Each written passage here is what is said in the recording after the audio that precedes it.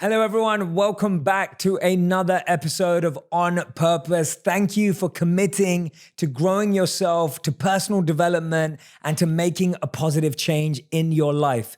You know that on this podcast, I'm dedicated to bringing you incredible guests with amazing stories that hopefully you can relate to, connect to, and start seeing how you can find your passion and your purpose and start creating a meaningful and fulfilling life. And today's guest is not going to disappoint. First of all, she's an incredibly dear friend, so I can't wait for you to get to know her story and for me to go deeper with her. That's one of the reasons why I love these podcasts. She's one of my wife's best friends, so you're going to get to find out a bit more about that as well. But on top of all of that, she's had a truly remarkable journey, and she's now the CEO and founder of Live Tinted, a new incredible beauty brand that's changing the way we think about beauty. I can't wait for you to hear about how she describes that and how she articulates that, because she's amazing with words, and her name is Deepica Mutyala. Deepica, thank you so much for being here. I'm so happy right now. Thank you. Well, I'm happy right now because we have never sat together in an official, formal situation. Not that this is official or formal at all. But every time I'm here, which was yesterday, today, and again, probably tomorrow, you're always working and I'm always hanging out with your wife. Yes, exactly. So Deepica literally lives here, which we love, And that's the interesting thing, that I've not always been sure about my wife's choice in friends. But, ouch. But Deepica is the best. And I absolutely love you. Like, you're amazing. You mean so much to both of us.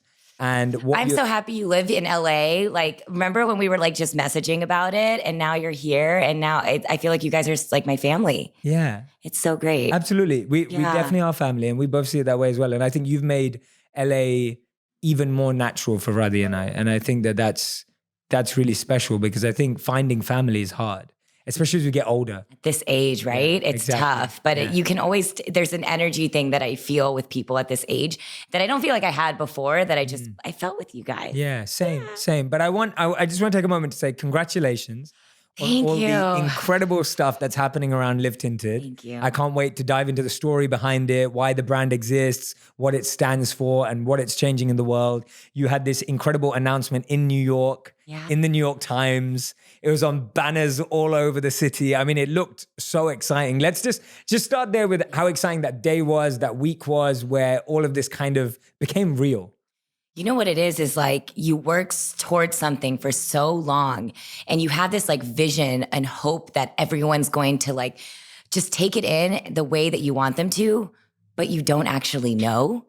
And that feeling of the New York Times, the billboard in Times Square with the words Live Tinted written there. I mean, I felt like I gave birth to a baby, and it was the healthiest baby. And it was just like, everyone was talking about how cute the baby was. And it was just like, honestly, Jay, like it made everything so worth it. And that entire process to get there was such a roller coaster that I just feel so grateful, honestly. Amazing. And that's what I want to unpack with you today, because I think, you know, we live in a world, social media world, where people are seeing all of these amazing things. Yeah. I was observing it that day and I loved it because I'm your friend and I see what you're doing. And there was such an incredible energy around it. I felt there was so much positivity, but people see that and then we forget what happened before it. Yes. And so I want to kind of go there, because you're from a South Asian background. Yes. Just like me. Yes.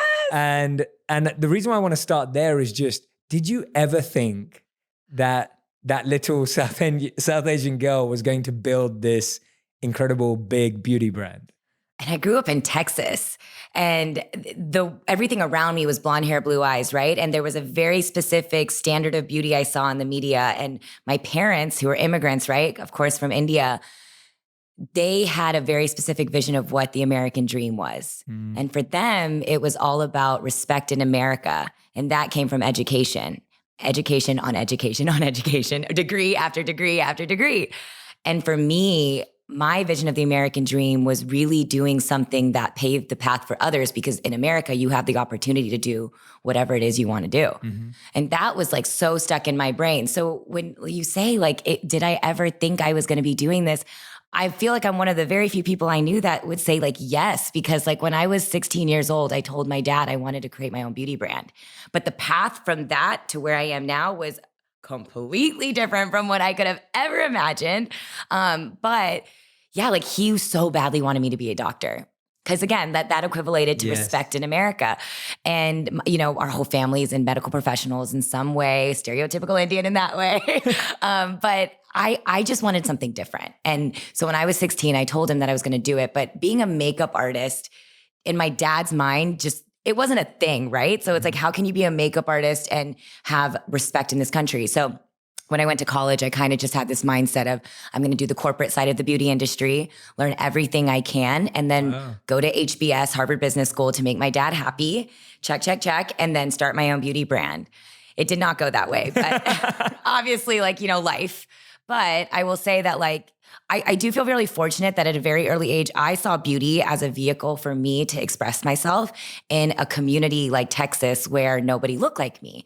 So I was able to, and in some ways, change who I was to fit into people around me. Like I got the blue, I wanted your eyes. You're the one South Asian, well, you and your wife are like the gene pool of the gods who have these unreal eyes, but the rest of us got colored contacts to look like everyone around us. I got the blonde streaks. I wanted to look like what I saw in the media and everyone I went to school with. And for beauty was my way of just self-expression. And so I was obsessed with it. I would stay in on Friday nights and do my cousin's makeup. And it's so surreal because I talk to them now and they're like, it's so crazy that you're doing it. Yeah. It's crazy how it all happens, man. That's amazing. I love that. Yeah. I love that. Tell me about something you learned from that experience that has helped now. What was it in that traditional form of success or respect, like you said, that your parents saw as the American dream? What about that definition has helped you and has been useful? Totally. Even though you've taken your own path and paved your own way? I think when you see the hard work that immigrant parents have, that when they come to this country, they feel like they have this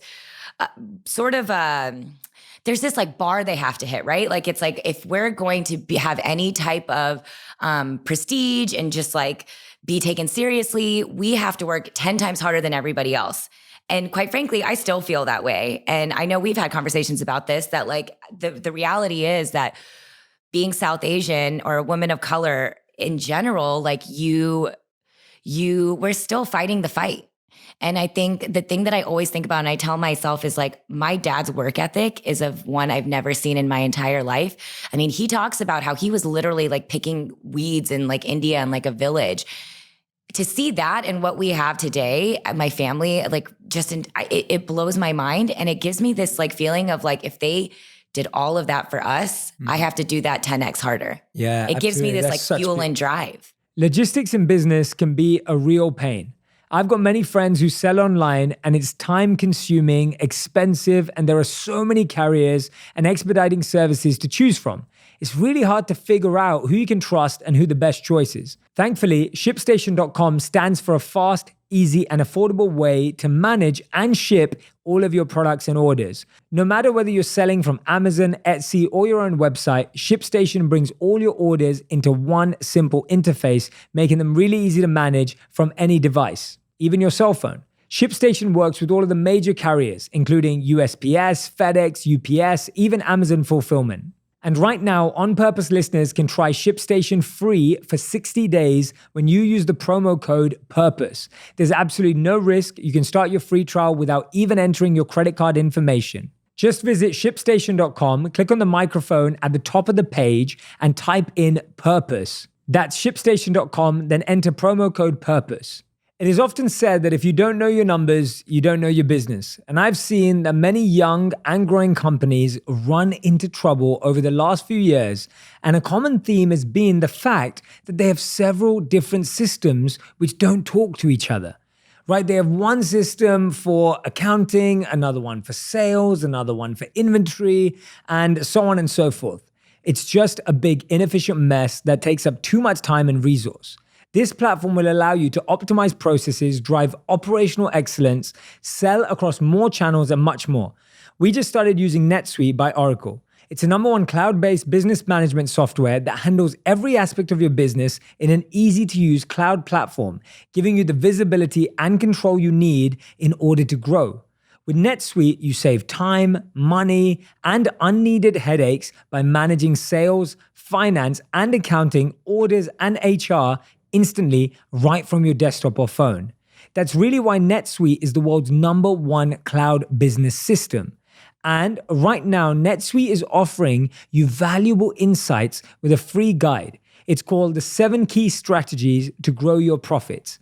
At netsuite.com/J, that's netsuite.com/J to download your free guide, the 7 Key Strategies to Grow Your Profits. That's such a beautiful point. I love that because I think so many of us can look back and be like, oh, I wasn't encouraged to do what I loved, or it wasn't about my passion, but actually looking at it from the point of view of their work ethic, and they did what they didn't love. Yes. Or they were passionate about. Exactly. With so much harder work. Like I said with my mom, it was my mom's birthday yesterday. I know, I saw. And you know, when I talk to my mom about it, I'm just like, she has put in so much work, like sacrificed so much. She did stuff she didn't love. She wasn't excited about. She wasn't enthusiastic about. It's not like it was meaningful or purposeful. To provide for her family. Totally, yeah. And you know what's so sad about that? At least for me, I was so embarrassed of my parents growing up. And that makes me sick to my stomach now. I'm embarrassed of that now because my mom, she would walk out wearing like nighties and like movies and come like hang out with my friends. Our house would smell like chicken curry.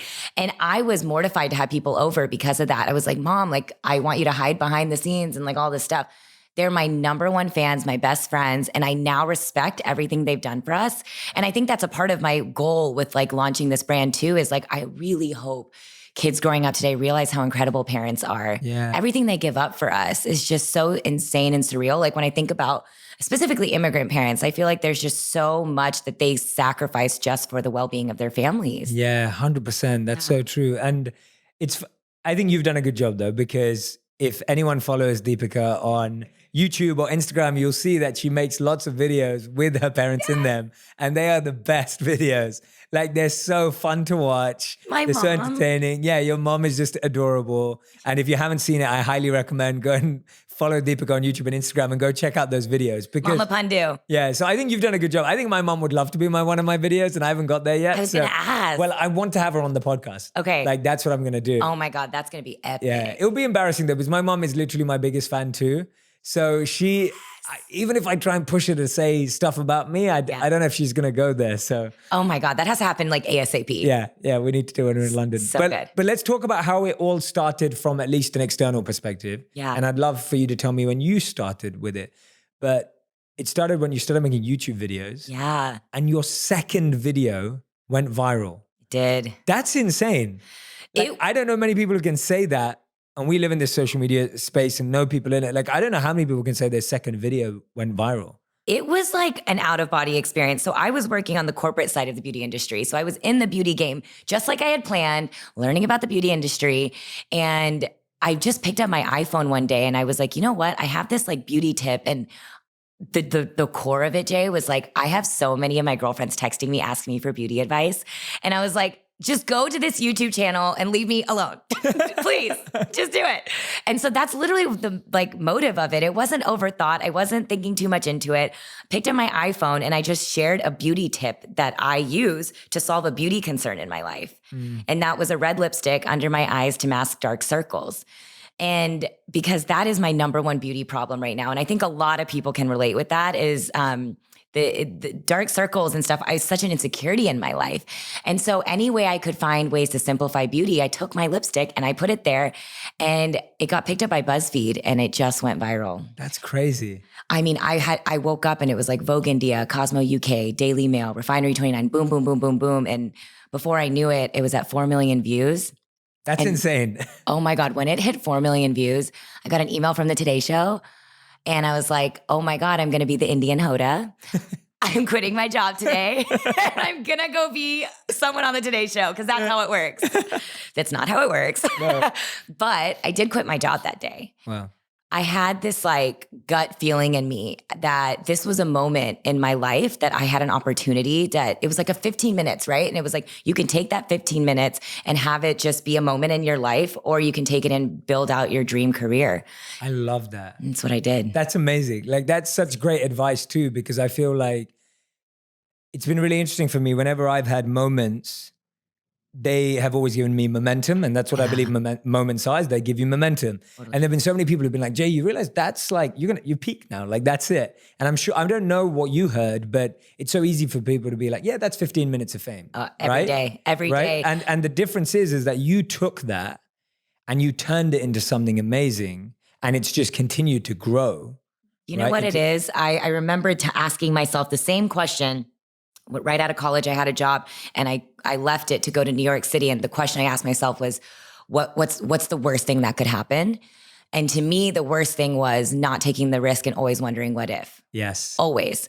And I knew that if I didn't just take this leap, like, people, for me, I always knew I had another option. I could go to business school. I could go get another job at a beauty brand. But when in life do you have, at that point, 10 million people watching a video about you as a beauty kind of like expert or authority in this space? And so I was like, you know what? I have to go for this. And I actually didn't tell my parents. I just quit my job because I know their mindset. You were in Texas at this time, right? Oh my God, I was in New York. I was in New York. Okay. But I just, in my brain, they would be worried to their core. And oh my God, I have to share this because it was so funny. I remember going home that weekend because I was in my brain, the emoji with like, it just like bursting out. That's how I felt. I was like, what now? How am I paying my next paycheck? Like, what's going to happen? I had no idea. So I was like, I'm just going to go home for a weekend, hang out with my family, not tell them anything, but just rest my mind and kind of gather my thoughts. Of course, through the Indian grapevine, my dad found out that I had quit my job. It was like my cousin told his dad, who's my dad's brother. And oh my gosh, I was sitting on the couch. We were probably watching some like Hindi movie or something. And my dad was like, come into the study. I literally thought he was going to like take me to India, get me an arranged marriage. My life was over. I had all these like visions. And I walk in there and my dad, he hands me a check. And this is when I start to cry. I'm like tearing up. And he's like, don't think of this as me giving my daughter money. Think of this as me investing in a business I believe in. Wow. Like, wow, that is amazing. That's like that is beautiful. That's so nice. Yeah. And you know what it is like me from a pride perspective, I tore up the check and I handed it to him and I was like, you saying what you just said to me. And that sort of like, just him like, he was terrified. I know my father, he was terrified that I had quit my job, but he knew how much that mattered to me. And that was all the fuel I needed to keep going. Wow. 100%. I love that. I can't wait to see that in a movie. That's like such a like movie moment, like just. Is it a Bollywood movie? Could be. I don't know if you want to do a Bollywood movie. But I don't. Yeah. But it's such as in genuine, I'm not taking away any of the energy from that moment. I just mean like, that is incredible. Like that's such a, I want to hear, and I know we have conversations like this all the time. And so anyone who's listening or watching right now, me and Deepica talk about philosophy and thought and wisdom all the time. So I know that you're very reflective and introspective in the way you kind of go about life, and everything's very intentional and focused. Take it back for someone. Let's say there's someone who's listening or watching right now and they haven't had that 10 million moment yet, right? They've not had that moment. Yeah. Talk to me about what would be some of your thoughts for them as to how they work towards getting to the point, not the 10 million moment, because I don't think that's the important thing here. Yeah. I think the important thing here is you saw that as a moment to quit your job and go all in, or you saw that as a launch pad or a stepping stone to get closer to what you wanted to do. Talk me through how that person should be thinking about when that's right for them, because I think timing is just so hard to understand, but also important. It is. And I don't want anyone listening to this to think that like the viral moment is what you wait for. Right. It's not predictable, and it's not something that and that's why it happened for me, right? I wasn't predicting it. I wasn't strategizing it. I was just sharing a valuable tip that I felt like would help other people's lives. And so for me, when I think about how other people can go for that dream moment in their life, there's actual like real advice I can give around like, I didn't just take the leap and go, right? I made that initiative to start that YouTube channel. I picked up my iPhone, so I didn't make the excuse about like, I don't have the fancy equipment. I didn't make the excuse about I don't have time because I did it on a weekend. And I didn't make the excuse that like, I don't know anything about YouTube or whatever. It's called Google. I figured it out. when you take those layers back of all the excuses, right? Because that to me is the biggest reason that so many people, including myself at points in life, right, didn't just start something. And for me, the biggest thing is you just have to start. With my YouTube channel, I didn't know anything, but I just started and it didn't matter and it worked. Yes. And it was because I didn't overthink it. And I didn't just quit my job. I had a momentum that made me quit my job. And that momentum came from me just taking that moment and making the time and not making excuses. In many businesses, creating a website can be a stressful and creatively draining process. I've seen so many people struggle in this area and they lack the expertise in website creation or in coding to get themselves started. Last week, we announced an exciting competition in conjunction with Wix. Wix is a free platform that allows you to build highly customizable, professional, and robust websites. You can use the advanced drag and drop tools to create a beautiful website quickly and easily. This week's winning submission goes to the owner of ashleenpratap.wixsite.com/website. Ashleen's homepage is clean, uncluttered, and super professional. Learn more about Ashleen, including her own discovery of courage and strength. This homepage is an excellent presentation of her business, utilizing the great tools that Wix offers you. Nice work, Ashleen. You're now entered into the competition for the grand prize from Wix, the Business VIP Premier Plan, free for 1 year, a value of $420. And for everyone else, there's still time for you to submit your free Wix website for a chance to be in the running to win the grand prize. So get started with your very own Wix site.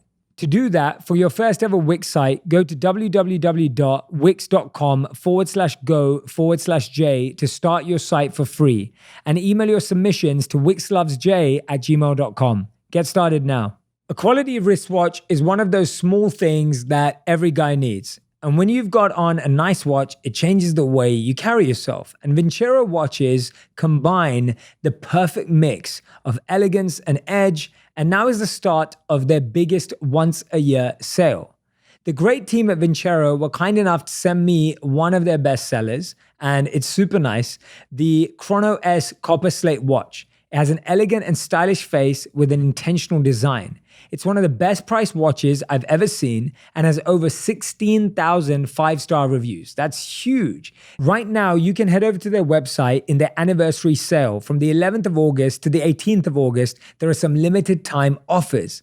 15% off $0 to $200, 20% off $200 to $400, 25% off $400. It's one of the biggest sales of the year and free worldwide shopping. They have collections for men and women, and they offer engraving on select styles. So to get your Vincero watch, go to vincerowatches.com. That's VINCERO.com. And so for me, I think like whenever people ask me like what advice do you have for somebody that's trying to like go for their goals and dreams, it's like, just cut out the excuses. If you want this bad enough, you need to figure out a way to make it happen, and you will find a way to make it happen. And you've got to get that noise out of your head, right? Because like, I don't know, I would love to hear what you do. Cause like in my brain, there's so many noises. I'm like, okay, what if this? What about this? What about this? What about this? And you just got to cut all that noise and just be in the moment and be like, but what if you didn't do it? Yes. Then what? Then what would happen? And so I always say, always find a way to do that step one without taking that huge risk. Because you're already taking a risk by doing even that step one, right? And that's the hardest thing to do, that step one. Yeah. But once you do it, and that for me is like, I felt like I tested it while I still had a job, because that's the scary thing. It's like, how do I quit my job and just go for my dream? That's like an easy thing to say out loud, like, oh, when you hear it now, right? But in the moment, it's like, I didn't just quit. I had this momentum happening. I had built a Rolodex of network and a contacts for the past 10 years in the beauty industry. And then I made that happen. It was all one step led to another that led to another. It's never overnight. Whoever thinks it's overnight because of social media and all of that BS, it's a lot of hard work. And you and I talk about that a lot. It's like, it may seem like it because of a viral video, but before that viral video was 10 years of hard work in the beauty industry that made me confident enough to quit my job and go do this full time. Yeah, I'm really glad you brought that up, because I think that the amazing thing about your story is you were already aligned and committed to beauty. So it's like you were gathering these skills, which is why now when you're a CEO, it's like you were gathering skills from inside the industry. Yes. So you were learning about it all the time. It wasn't just, oh, I made a video and now I understand beauty. It was not how it works. Exactly. And it's like, I understand beauty from a business perspective. Yeah. Now I've had a moment that's helping me gather more contacts, more networks, etc. But I've actually built that already. And I think that's awesome advice. And the second thing you said there is you were using your time on evenings, weekends, whatever it was, to do all the other stuff. And the funny thing is that's so parallel to where I was at too. Like it was the same thing. Like I was working my day job and I knew I wanted to help people more. And so I started making videos and that was it. Like I still don't know how to turn a camera on. Right? Like literally, I'm not kidding. Adan can testify for this. I have no idea because I've always wanted to be someone who can focus on my strengths and play to those and have people around me who can play to theirs. Yep. But I love that point that you're making. Just, it's not overnight. No, it's not that simple. And 10 years in the beauty industry is why that moment, this is the beauty of it actually. So I'm having this, and I'm saying this for Deepica because she's so humble, she won't say it. But it's like your 10 years in the industry is what means you can actually capitalize on that moment. Yeah, right? You're totally right. Like if you don't have that 10 years, even if you have that breakthrough or that moment, it can disappear or you won't know what to do with it. Totally. Because that work hasn't been there. You're so right. Actually, I've never actually thought of it that way, but that's exactly it. Because when I quit, I was my own assistant, my own lawyer. I was my own lawyer, which is kind of dangerous, but I was like my own manager, agent. I remember I just literally emailed 250 people in my email database. And I was like my fake assistant. I had an assistant at Deepica email. It was a full fake it till you make it game, right? And I was like, she is now a beauty influencer and she's doing this and she'd love to work with you. And for every 250 emails, I got maybe 3 replies. Yes. But those 3 replies led to one job. And that one job, they asked me my rate. I threw out a number and they were like, okay. And I was like, oh, I could have like 3x that. And then you just learn from that and you go to the next thing and then you go to the next thing. But I just learned and I taught myself that, but it doesn't, I truly believe that because of being at these other beauty brands, I was able to leave and feel really confident about getting jobs as a beauty influencer. It wasn't guaranteed. And it took a lot of hard work and a lot of, to be honest, like I'm so extrovert. Do you consider yourself extrovert? I do overall, yes. So overall, I do too. And for someone so extrovert to just be going from a place where I was working in an office with all my best friends, I had a roommate who I also like. I had a roommate. I didn't live alone, and I was dating somebody. And all at the same time, I was single, living by myself, and working for myself. And so I was just by myself all the time. I mean, for somebody that's that extrovert to go into that, it leads to a really, really, quite frankly, dark place in your own mind. It really did. I remember there was days I didn't want to get out of bed. But then the days I did go out of bed, I was like going really hard. But you have these roller coaster of emotions. And I never, to be honest, then I never showed that stuff on social media. I was too scared. I was too nervous that you had to be a certain type of way. I had to look a certain type of way. I had to have a certain type of confidence and fake it till I make it kind of thing. And such a core part of what I want to do now with Live Tinted is take those barriers away and show the raw, real story of it is not easy to build a beauty brand. Nobody just comes to you and hands you something. You have to work for it. Yeah, absolutely. I love that. I think anyone who's listening and watching right now is going to just listen to your story. And I'm hoping that as you're listening and watching, you're recognizing just how much hard work goes into it. Yeah. And I want you to, I was actually having a really interesting conversation when I was working out this morning. And it was me, my personal trainer, and another trainer. And she was talking about how she'd been doing something for 15 years, the art that she wants to work on. And then we were unpacking that. And by the way, these two trainers are far fitter than I am. So they're always giving me like health tips physically. And then I'm talking about the mind and consciousness and all the rest of it. Love it. And she actually said to me, she goes, actually, now that I'm reflecting with you, Jay, she goes, I've only been all in for 12 months. So even though in her head, she felt like she'd been doing it for 15 years, when she actually reflected, she was like, actually, I've only really gone all in for 12 months. And I would really recommend that you measure whatever you're receiving based on when you went all in, not how long you've been studying a subject, not how long you've been thinking about it. That's actually a really great point because even when I was working on the beauty corporate side of the beauty industry, it wasn't until I started working on product development for that company, I was doing product development, that made me feel like, wait, like maybe I don't have to go to business school. Maybe I can start this beauty brand, and maybe this company is my business school, and maybe I don't have to go that specific set path that I thought like I had steps pieced out for me. And it was those, I would say, yeah, like 12 a year, that last year of working in the beauty industry that made me feel a little more confident that like, maybe my path is going to be a little bit different. And so again, when that video went viral and I did it, it was like, to me, I never thought, quote unquote, being a beauty influencer would ever be a part of my job description. Like, I'm a businesswoman. I had that ego. I thought about my parents. What are they going to tell their friends? Like, oh, my daughter's a YouTuber. What does that even mean? Every moment of the experience of being a beauty influencer had to happen for me to be able to build this, what Live Tinted stands for today. I love that. It's all steps, you know? It's just like one by one by one. Yeah. And we have to see it that way in the sense that and I'm sure you can, I'm listening to your story right now and I can see so many parallels with mine. I know, I always feel that way whenever we're talking. Yeah, and I'm literally going right now, I'm like, there were times when it looked like everything was falling apart. Yeah. But I had to go through that. Yeah. And I had to go through every one of those. And I wouldn't be anywhere close to who I am as a person or where things are for us without all those moments. And I think you're so scrappy in the sense that like, I was just talking to your team out there and they were saying how if everyone was gone and it was just you still doing this, you would be just as successful because you know, you've done it before by yourself. So you would make it happen anyways. And I think about that. I'm like, yes, now I have people on my team and they help me grow quicker and stronger. And I feel mentally better. And I now take care of myself because I have that support system. But I also know how to film a YouTube video. I know how to upload that video and I know how to be a businesswoman. And I think those skills of being able to have to do it ourselves helped shape us into like work as hard as we do now. Yeah, absolutely. I completely agree. I didn't even have a team until like 3 months ago. Like it's been so recent. Yeah.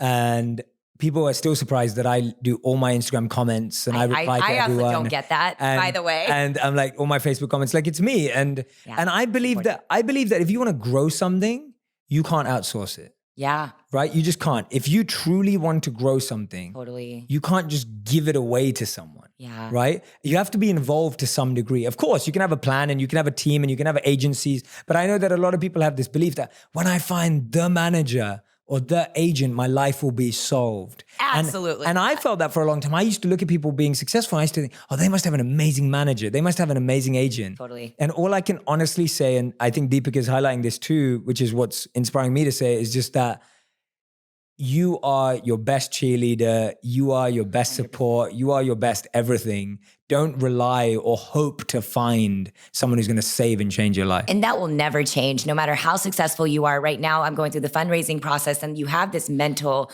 and our mutual friend, Payal Kadakia, she obviously went through it too. And she told me like, this doesn't change your life. When you get fundraising and you get investors involved, that does not make your life easier. It quite frankly complicates it all. And I think that's important for people to hear because there's this glorified idea you see, especially right now, women in tech fundraising. And it's like, wow, she raised all this money. It is a beautiful thing that finally women are getting to do that. However, what I've now learned through going through this process is it adds more voices, more responsibilities, and it doesn't mean that you have less to worry about. It has more people you have to answer to. So I think something I'm learning is now my job has just shifted from growing the team rather than like me focusing on doing the work. But what I think we both probably have problems with this is like letting go and letting other people do it. But I think you're so right. There's some things that I will never let go of. Yeah. Ever. Yeah. And that's important. Of course it is. It's you that's building this. And I think anyone who lets go of that is letting go of, I think, the strongest strength that a business has. Absolutely. So now tell us about this. You have this incredible life as a vlogger, a creator, a beauty influencer. Yeah.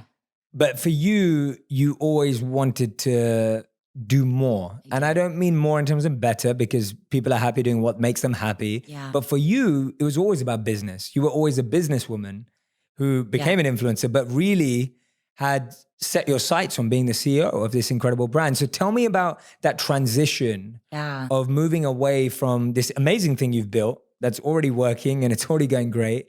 But then you saying, no, I actually want to create something that's going to shift the culture, because that's what I think you're doing with Live Tinted. Thank you. Like you're really trying to shift culture and break down barriers and change the way things are perceived. So tell me about that transition. I still remember being 16 and going down like a drugstore aisle and seeing no beauty products that worked for me and no women that looked like me. And I think that it's crazy. You have these flashback memories of your childhood. That's one that I will never forget.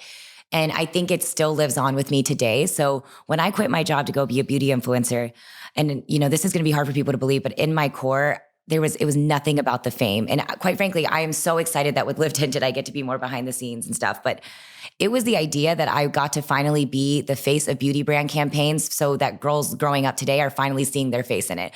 Like a L'Oreal commercial, a Samsung commercial. It's like, I never saw a brown girl on the TV. So to be able to build that, I think was a part of my goal and path to get to a place to change representation in the beauty industry, to see faces that I no longer saw. Because even within women of color, thank God we're finally seeing more African-American women, more Latina women. But what about everybody else? There's all these people in between that still need representation in this industry. And I felt like I fell into that too.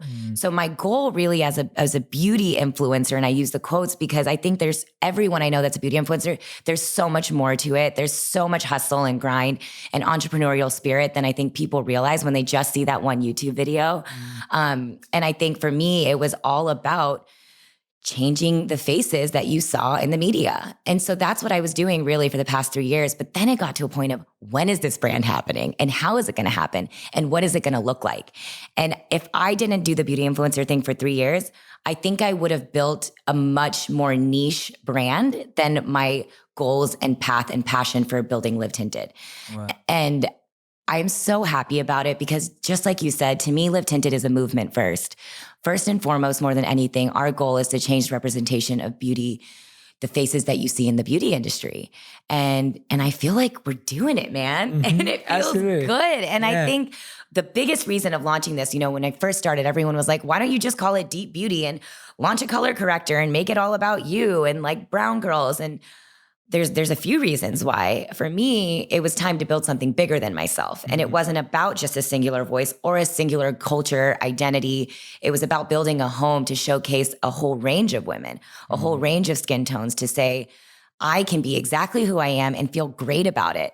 That doesn't mean that wearing makeup makes you less of like a person that feels that way. It's more of, to me, the beauty products are just a vehicle for us to share our message, to make sure that inclusion and diversity is just the standard in the beauty industry. It shouldn't be like a campaign, which is how it's being treated right now. Yeah, that's so interesting. It shouldn't be a campaign. Shouldn't. Yeah, because what would that do? If it was a campaign, what are the negatives of that?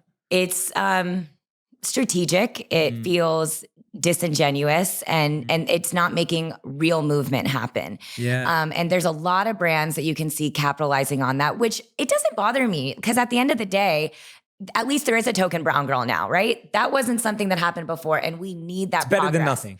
We need that progress. So even though, you'll see the one brown girl in things and the one brown guy in things, that didn't exist before. So at least that's step one to get to a place where this is just normalized.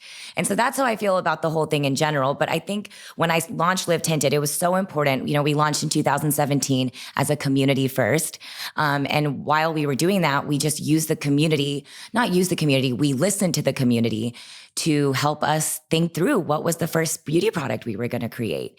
And it was truly made by them for them. And it just is so crazy, Jay, that what they asked for when we asked what your biggest beauty concern is was dark circles. Wow.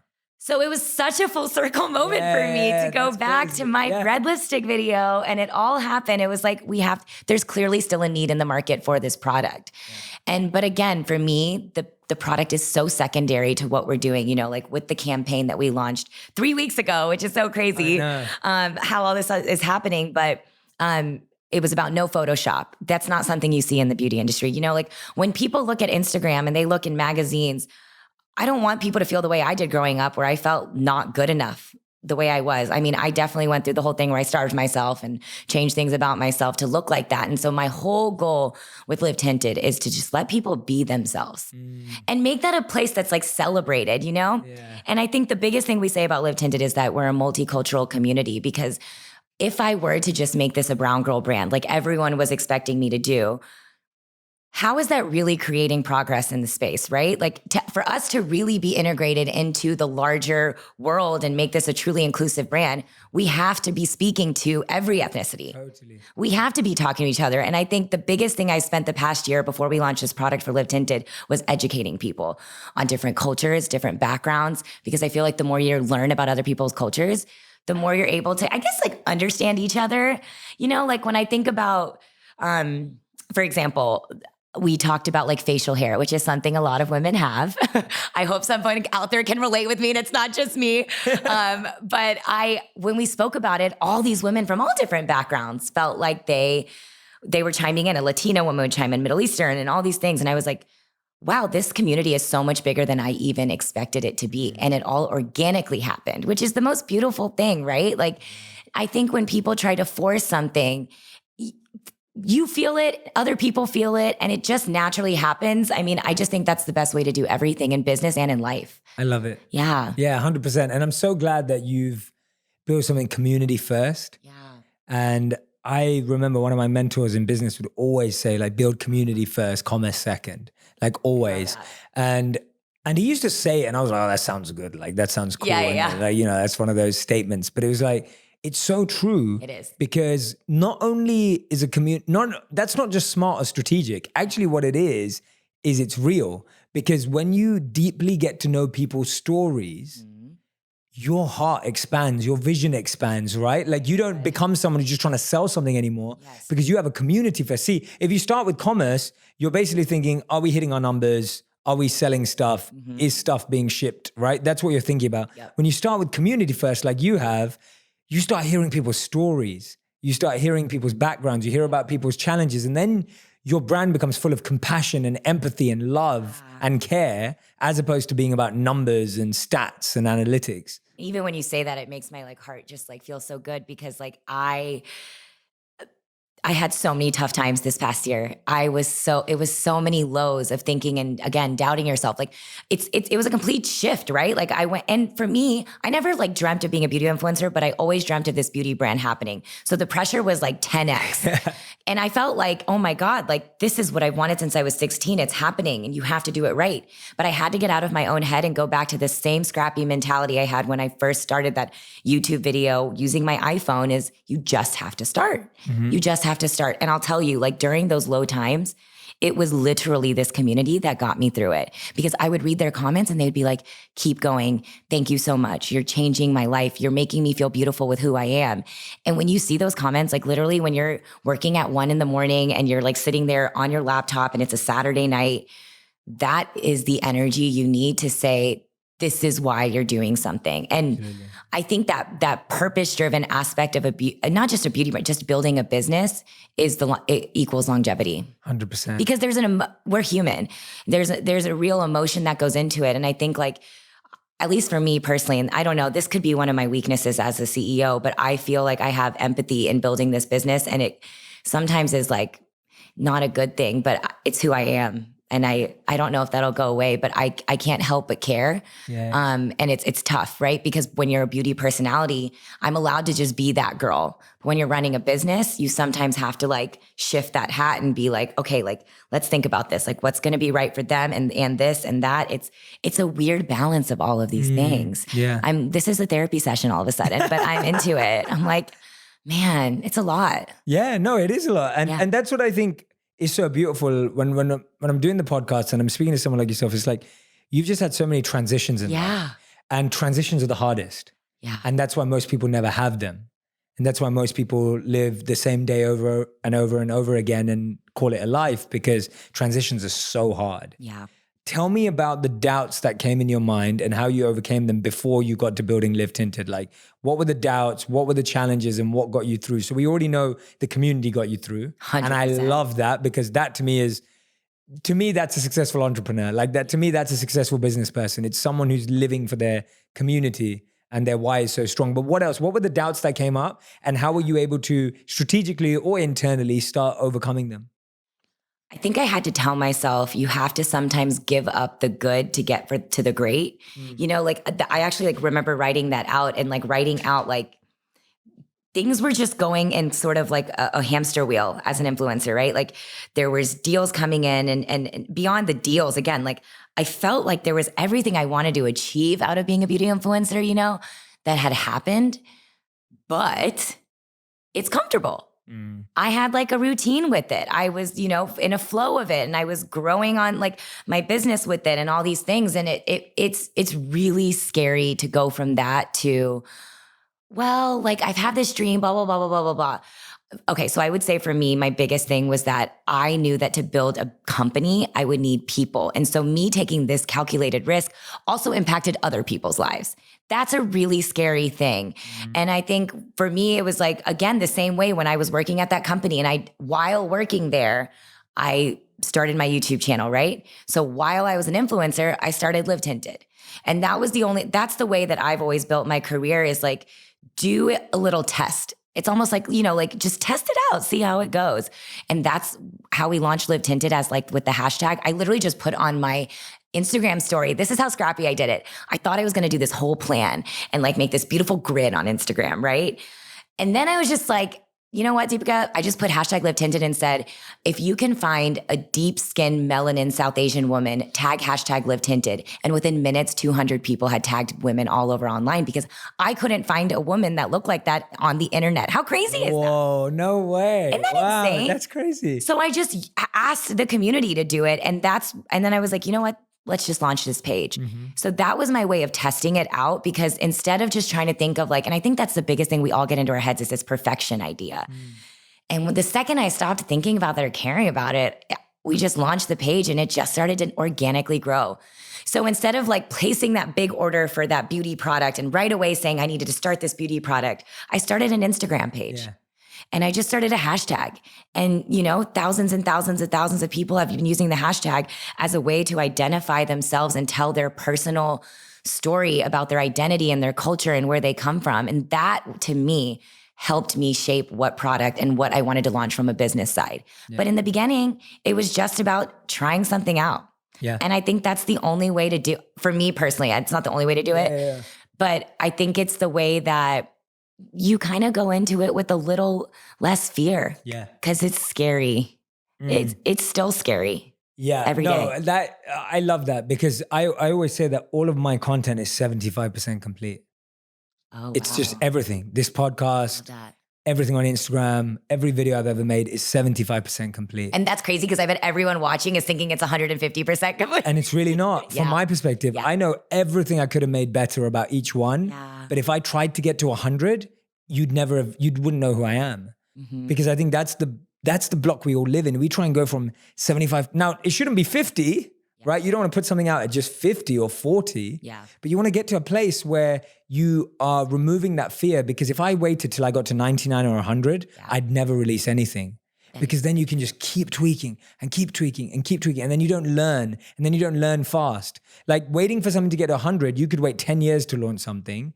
At 75, you can launch 10 things in 10 years and learn from it and get better. That doesn't mean you're giving low quality. Like, just to throw that out. It's not that's not about low quality, right? It's not about bad quality. It's not like I don't think what I'm putting out is good quality. Totally. What I'm saying is that I'm not giving myself the pressure of perfecting. Like, there are times when I miss a word or mispronounce a word on a video. Right?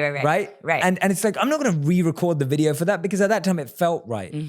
And people can forgive that. And I think that's what I mean, that just creating something of high value and high quality, but not putting the fear of something that's actually going to block you from ever getting it to market. And I don't think any entrepreneur launching a business is ever going to feel like their work is 100%. No way. When it's your baby and you're looking at it, if you were waiting for 100%, it just would never happen. No, exactly. You can't think of it that way. You just can't. And I think about that even with when we launched our first product. Again, like there's so many things I wanted to do differently, but at the same time, like, you also want to put it out into the world and see how people respond to it, because you want to learn from that and grow from that and build from that.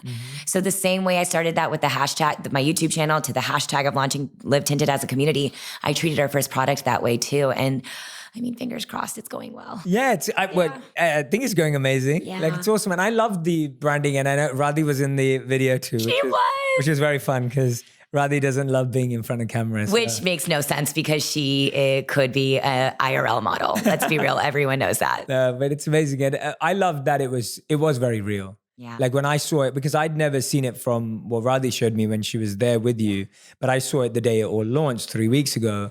And I was just like, oh, I love the song. Like I love the look and feel of everyone in the video. None of it felt pretentious.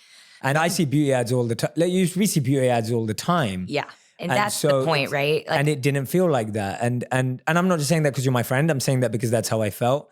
Thank you. And I was just like, oh, this is real. And I'm glad that I've just found out from which I didn't know, the release was scrappy. Yeah. Because I think it feels real and it feels authentic and genuine. But you know what? The thing is like, I feel like if we didn't do it that way, like, it wouldn't be what I want the brand to be. Like, think about, you just said it yourself. There is a million beauty brands out there. What is the point and purpose of just putting out another one?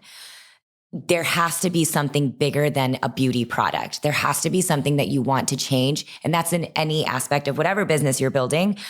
What drives me and keeps me going is thinking like, we are actually making momentum in this industry to make it so literally, it's not an option to not feature only one type of person in a campaign. It's not an option anymore. You have to make it so you're being truly inclusive. And I think that's what excites me more than anything is that girls see themselves with quote unquote flaws, which to me are really just like the best parts about people. And I think the more that we share people's stories and give people voices, these are all women. That's why I think we've been able to grow at the rate that we have, is these are all women who have been dying to finally be heard and get their voices heard. And I think, I can't tell you how many investors, how many mentors all told me that I was crazy to want to launch it this way.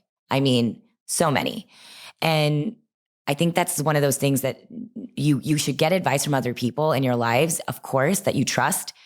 But at the end of the day, it's your vision and your gut feeling that has to make the final call. Oh, that's so true. Has to. So true. And it's funny how that gut and intuition kind of gets quieter and quieter as things get bigger and bigger. It's so hard. Like it's almost like as things get bigger, you almost feel like, oh, I don't know how to do this, so I've got to listen to someone else. I used to go to like 5 or 6 different people and they all had different opinions. And then that just added voices and noises into your own head. And it actually, to be honest, even during the building process, there was certain people's advice I took that was so different from what I wanted. So different. I am so glad that before we executed and launched, I had like a mentor snap me and say, where's the Deepica in this brand? And what she meant by the Deepica is that where is the bubbly personality, the fun, the vibrancy, the girl that people have been following for 3 years who now wanted to launch something bigger than herself. It's so easy to lose yourself. And that's what happened with all the voices and noises in my head. And I think when I had that person, thank God, like snap that into my brain, I just remembered, wow, I want this to be a brand that's about happiness and people to feel like just like positive and good, because the beauty space can be really isolating. It just can. And I think just the media in general can be isolating. If I can do one thing with this beauty brand and it's make one person out there, and I feel like you must feel the same way. If I can make one person out there feel like they can be exactly who they are and feel good about that, then like I'm doing what I want to do. I really feel that way. It's really not about the beauty product. And I think that's the best part about building this business. I love that. It really is. I love that. Tell me a bit about the biggest things you think you have to think about for someone who's thinking of starting a business. What if you had to say there were 3 things that I know have been really important to launch this business well? What have been those 3 big things? Apart from obvious things like getting funding or whatever, but just 3 key core principles that you think have made a huge difference to a successful launch. The first thing that comes to mind is cutting out the noise. There's a lot of things that I used to do that I don't do anymore. And that includes people in my life that I now recognize. And this is why I basically live at this home, is because I'm telling you, if there is even an inkling in you that somebody is negative energy, they're negative energy. And you need to cut that person out of your life yesterday. And I've always been the girl that had a million best friends. And like, I love being around people. Like I said, I'm extrovert and I thrive on other people's energy. but the wrong energy can take you way down the wrong place. So I would say the first thing is cut out the noise, and whatever that means in your own way, like the people, the distractions, the habits. I don't go out like I used to go out. I hang out with my family more than I ever have. And my close friends, I've really dwindled it down to a core group of people. And you have to. There's not enough, time is so finite that I would say the first thing is cut out the noise. The other thing I would say is, I think the whole being scrappy thing is something to emphasize. Like, I would say, like, the whole making a business plan thing, I personally don't believe in that, because to me, my experience the past 10 years, I think, is a business plan.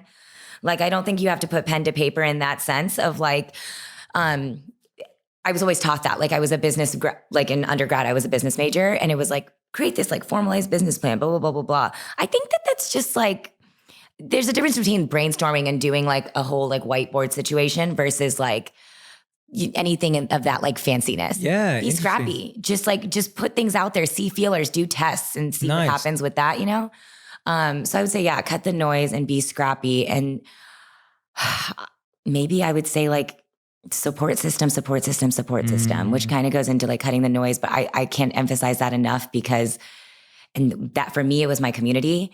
But whatever a support system is to you, it is so crucial, because whatever you see online, don't believe it. It is the toughest journey you'll ever go on, but it's the most rewarding journey you'll ever go on. And it is so worth it. Yeah. But I wouldn't have gotten through it if it wasn't for my support system. I still, every day. Yeah. Every day. Yeah, I was going to touch on that, because I know we talk a lot about like the psychological impact of like starting a business, growing a brand, whatever it is. It's hard work. And a lot of people burn out. Right? A lot of people get totally stressed, totally burn out, and they lose themselves in the process. Yeah.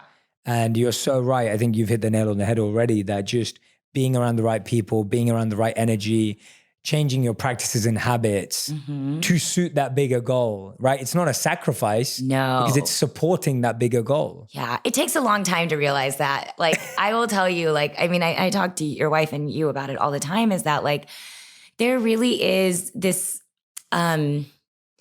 a difference that just the way you start your day can change the whole trajectory of your day.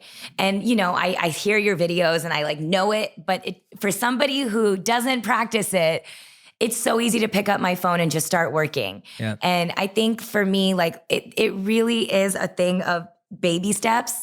Because the second you try to say, I'm going to stop drinking and going out and just like working out and eating healthy and try to do all of these 50 things at once, you end up doing none of them. Totally. Like, it's just not happening. And I think I was always that extremist. I'm always like 0 or 100. Yeah, Radhi was telling me that yesterday. I really am that person. I'm like, if I'm going to do this, I'm going to go all in on it. Yeah. Finding a balance in life is something I'm, by the way, still working on every single day. Yeah. But so important, because, your mental capacity is going to be questioned every single day when you start your own business, and everything you can do to set yourself up for success is the key. But I will tell you, it's sad that the only reason I started caring about like self-care and self-love was because I felt like I had to do it for the company rather than for myself. If I'm being totally honest, that's truly it. And like the only reason I was like, I need to start working out again wasn't because I cared about my physical appearance. When I was an influencer, I probably would have cared a lot more, because I was like, oh, I have to like take this photo. Running a business, it just wasn't something that was on my mind and something I cared about. But I started to realize I couldn't breathe well. I took like huge gasps of air, and I had vocal issues and all of these things happening. And I was like, wow, Deepica, like if you want, this business is only going to be as strong as you are helping run it. And that's what kickstarted me to start caring, which is quite frankly sad. Like self-care should not be something that you look at and think about as an afterthought or something you're doing to support another aspect of your life. Wow. But it's the really reality powerful. Is how I felt. I think that's how all of us are. I think we all start taking care of ourselves when we're hit with an external challenge or pain. We're so bad at that. Like we're so bad at taking care of something while it's here, while it's there. We're waiting for something to go wrong or some big alarm bell to sound. And I don't think that's you. I think that's all of us, me included. Yeah. And I think all we can take that as is now that you've recognized that, you're now moving it back to, actually, I'm not going to do this just for Live Tinted. I'm going to do this for me. And that helps Live Tinted because Live Tinted is a part of me. I think self-awareness is the biggest thing that I've now, I feel like because I recognize that, like you just said, I'm like, you know what? That's step one. And I took that step one. So don't be so hard on yourself, Deepica. Like, it's hard to not though. It's this feeling of, you feel selfish doing self-care, but quite frankly, that's just not how it works. Totally. It's a part of sustaining yourself. Yes. And it can't be looked at that way. And, even for social media, like I felt like I could never show myself getting a massage or going to, it's two ways. It's like at the other side of it, it's like, I also just want to turn off. Yes. And I need to give myself that moment to turn off. And now I've learned a tip I give myself, and I think this is important for everybody, even if you're not doing a career in the social media sphere, I still think giving a day off is just so important. 100%. I give myself a Saturday. So on Saturdays, I never feel like I have to do anything online. Amazing. It's just like the world is not going to end. No. It's definitely not. It's definitely not. And I think we forget, like, I remember this was before I really had my exponential growth on social. So it was December 2017. So you were at like 1 million instead of 10 billion? Yes. Got it. Okay. But I was there and it was December 2017. And I remember I took the whole month off to be creative in the sense of I didn't put anything out. So I didn't release anything in December 2017. That's amazing. Because I was just like, I don't think I'm going to be able to put out my best work. Yep. I don't think I'm going to be able to be truly impactful and help anyone if I'm not giving myself time and space. And I think that applies to products. I think that applies to videos. I think that applies to anything. Like you grow in time and space. And we see taking time and taking space as a defect. Totally. Right? We see slowing down as a defect. Yes. When actually it's how we're built. Right? We need space to create space for creativity. Creativity can only work in space. It doesn't work in noise, right? You never have your best idea when there's a million things on your to-do list. Like, my God, that's so true. You just don't. And so I feel like we need to start also recognizing, and again, this is just step one, that space facilitates creativity. Space facilitates you to perform better. No one can go from event to event to event, from meeting to meeting to meeting, from pitch meeting to pitch meeting to pitch meeting, and perform at the same level without taking a break to refine their skills, to take a pause. And I think we have to start recognizing that if we want to move forward, we have to press pause, right? We just have to press pause. I remember there was a moment where when I was doing YouTube videos, I felt like I was supposed to post every single week one video for the algorithm and like, oh, it'll help me grow quicker. But my creative and all of that stuff that you just talked about wasn't there. And you could feel it in the videos. I would still put them out because I felt like I had to. And people felt it. And, I saw it in the comments and I saw it. They were like, okay, this doesn't even feel like you anymore. And quite frankly, I hit a cap where I didn't want to make makeup tutorials because in the beginning for me, making makeup tutorials was again, me helping a girl out there see themselves reflected online. But by the end of it, my heart and soul was so into building this business and giving an opportunity to other girls to be the faces of on YouTube and whatever social media.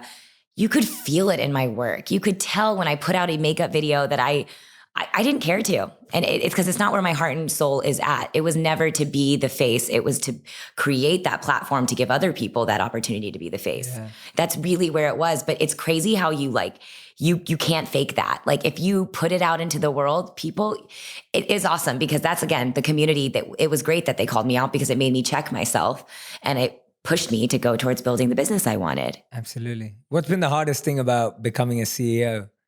Because I feel like, it's a big, steep learning curve, which you're doing at an accelerated pace. Tell us about taking on that role and what have been the hardest parts about it and how you've navigated that. You see all these like quotes about being a CEO on like Instagram and it sounds so cool and glamorous. It is. Everyone listens to you. And everything goes to plan and you're the boss. And when you have a tough day, you feel like, who do you go to talk about that tough day? Because when you're the CEO running the company, you're supposed to be the one that has it all together, right? But at the end of the day, we're all human. And I think for me, and I think this is why it's so great that the startup culture has like cultivated this you don't have to have it all together. And I think that vulnerability of being able to show that to the people in your, whether it's your family, friends, or your employees, of like, I need a day, or you guys, like, I'm not okay today, and I just need that moment. I don't think I'm grateful that I've at least experienced that with the people that work for me now, where I can show that a little bit of weakness, because I think like nobody's a robot. And if they are, then I know I wouldn't want to work for a robot, And I think that human aspect has made it easier, but I still feel this insane amount of pressure to deliver better and better and better and better. And like, no matter how much people tell you to stop and like soak in that moment, like, Deepica, you guys launched and everyone's so happy and excited about it. I still think about, we have so many more lives to impact. We have so much more goals to hit. And I'm always thinking about bigger, bigger, bigger. And again, it's not from a business perspective, but from a, just like that's exactly it. The impact that we want to make. So it never feels like enough. And I consciously am trying to make like those moments to sit back.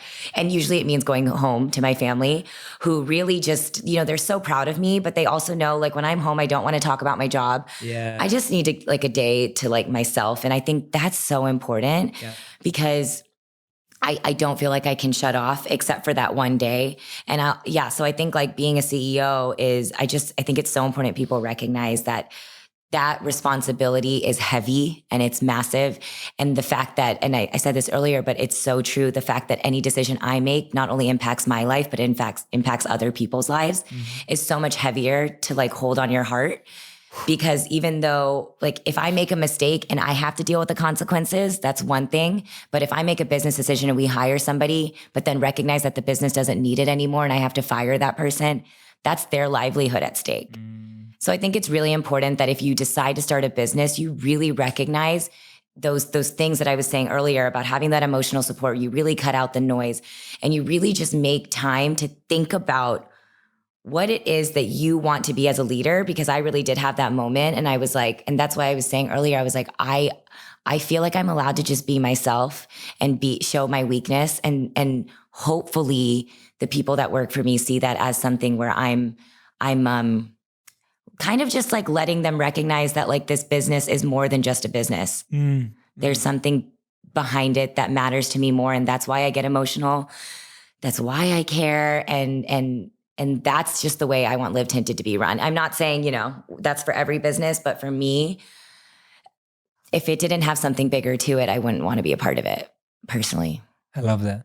It's awesome having you on the podcast because it's so much about purpose. And I really feel when I'm listening to you that it's a purposeful brand. Yeah. It's a purposeful movement. You're a purposeful person. Like you're living on purpose, and it's totally. And I think that that's the difference between what wins and what doesn't, and what's also fulfilling and what's not. Yeah, because I think that a lot of things can win in life and succeed, but they may not fill you up with meaning and happiness because it's not linked to purpose. I think you and I have both met people where we've met that they have what externally looks like everything.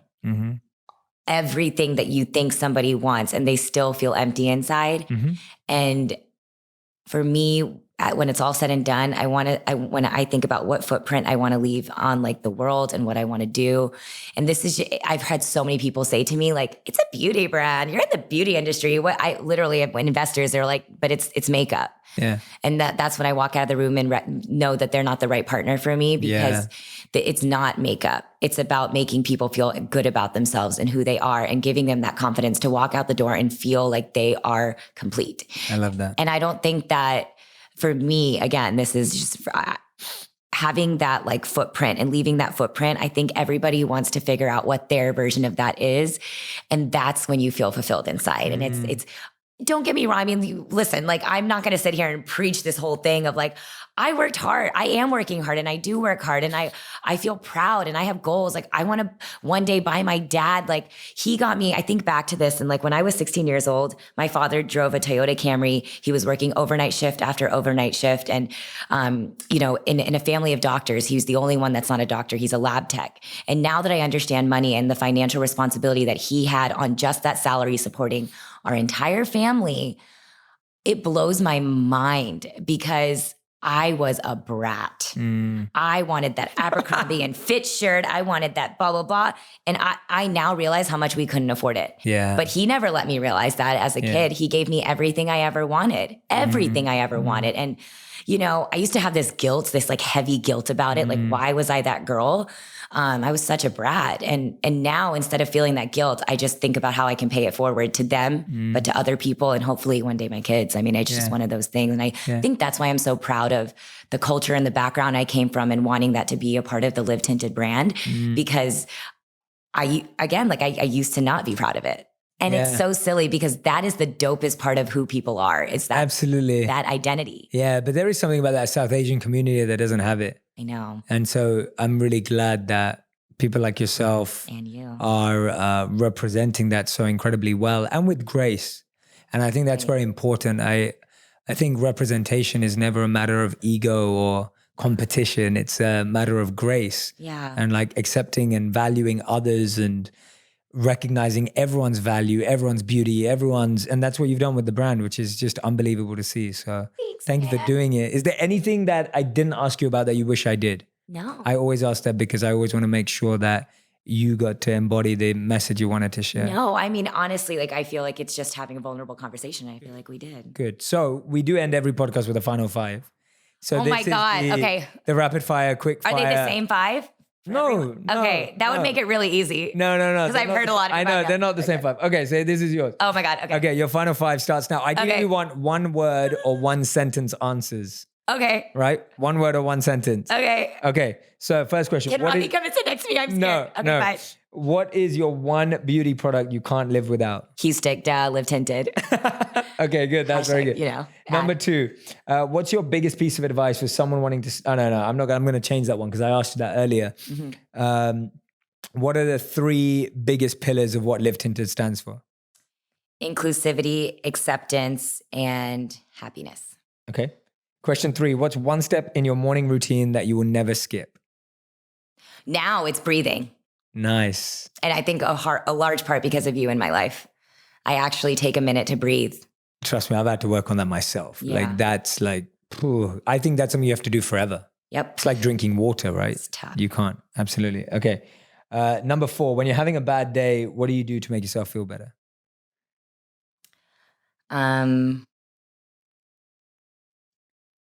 What do I do? I'm working on that now actively. Hang out or be around somebody I love. Okay. Awesome. That was not a word. That's fine. That's one Rodney, sentence. just That's kidding. that's one sentence. Okay. That's one sentence. Okay. That's one sentence. And number 5, what would you want to be remembered by? I want to make an impact, and I want in whatever way that means. And I want if the legacy of Live Tinted is that we've somehow evolved the beauty industry to be more inclusive, I feel like we've done our purpose. I love that. Thank you so much, Deepica. Thanks for having me. It's so awesome having you on the podcast. We got to hang out. Yeah, this is great. We actually got to hang out. But if you don't already follow Deepica, please go and find her on YouTube and Instagram. Of course, go and follow Live Tinted as well on Instagram. Yeah. Anywhere else? Yeah, you know, go to our site. Go to the site, livetinted.com. Yeah. Yes, no, say it. Yeah, It's fine. livetinted.com. Yeah. Yeah, livetinted.com. I'm sure there's so many of you out there that are listening or watching right now who are thinking, I need this makeup in my life. And more than that, again, like I didn't say this as one of the 3 words, but I should have. It's community. And it's like you really can learn and see other people in this community and see what products they love. It's not just about our products. We have a whole platform for other people to see other people's products, because I think that education is it's important and fun. yeah, well, one of the biggest reasons I wanted to do this with you now, Deepica, is because I want to have the same conversation with you every year as you go and build this brand. Yeah, that'll be interesting. I love seeing my friends like yourself just start incredible ventures with so much purpose. And I feel so grateful that the community of friends we have here is so purposeful. Amazing. And so deep. Yeah. And I just want us all to support each other. And I think it's so important. Like, I want to look back on this conversation 10 years, 20 years from now. Gosh, it's going to be crazy, right? Yeah. And for all of us to just be like, oh my God, do you remember when we were just trying to do that and you were starting this company and I was doing this. And I want to have that. And that's why I'm saying that start supporting your friends right now. Yeah. Like wherever you are in the whole same space. Agreed. Just start supporting your friends because there is room for everyone. Collaborating is way stronger than competing. Totally. totally. And thank you so much for being an amazing guest. Thanks. I genuinely hope anyone who's listened or watched this is going to go back, make a ton of notes. And I hope that you're going to go and find out how you can actually apply some of these principles. I think Deepica set out so many great gems, like so many great moments of great advice that I think that are going to help you. So if you're in the process of building your startup, if you're in the process of building your side hustle, like if that's where you're at, listen to this podcast again and take in, what do I do right now? Where do I go from here? Don't worry about the big dream. This is a 10-year dream in the making, right? It's not about starting the brand tomorrow. And there's still 10 years and 20 years to go, Totally. And it's not about starting the brand tomorrow. It's not about building the product you wanted forever tomorrow. It's about doing each part, each step of the way. That's what this story is all about. It's each step of the way. Every step has its use, has its purpose. And that's going to help you build an amazing, amazing life, career, and most important, impact. So thank you, Deepica. Thank you so much. Thanks. Loved having you on the show. Make sure you guys share anything that Deepica said. Please share on Instagram. Please share on Twitter. Please share on Facebook. I love seeing them. I love reposting them as well. And I can't wait to see you again next week. Thanks so much for tuning in.